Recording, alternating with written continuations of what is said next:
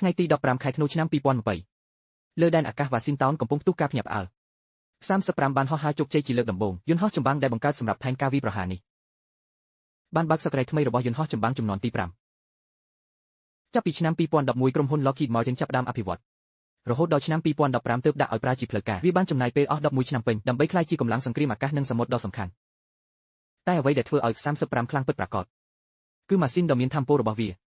កម្លាំងរុញត្រូវបានបង្កើនដល់22តោនអាចហោះក្នុងល្បឿន 1.61 ម៉ាកជាមួយទម្ងន់ហោះអាត់បម៉ា31តោនក្នុងកម្រិតប្រយុទ្ធ 21239 គីឡូម៉ែត្រគ្មានគោលដៅណារួចផុតទេម៉ូដែលទាំង3មានសមត្ថភាពខុសគ្នា 35S សម្រាប់វាយប្រហារផ្លូវអាកាស 35B អាចហោះឡើងនិងចុះចតបញ្ឈរបាន 35K ប្រើស្លាបបត់សម្រាប់នាវាផ្ទុកយន្តហោះវារួមបញ្ចូលទាំងភាពបត់បែននិងការប្រើប្រាស់ជាក់ស្ដែងការរួមបញ្ចូលប្រព័ន្ធឆ្លាតវៃធ្វើឲ្យវាក្លាយជាមជ្ឈមណ្ឌលសង្គ្រាមផ្ទៃឆ្លុះរ៉ាដាត្រឹម 0.005 ម៉ែត្រការ៉េតូចដូចសត្វបក្សីស្រទាប់បំបាំងនិងឃ្លាំងអាវុធខាងក្នុងធ្វើឲ្យប្រព័ន្ធការពារខ្វះប្រសិទ្ធភាពរ៉ាដា AP81 ប្រភេទ AESA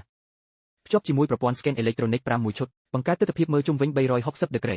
អ្នកបើកអាចមើលឃើញគោលដៅតាមរយៈទូយន្តហោះដោយផ្ទាល់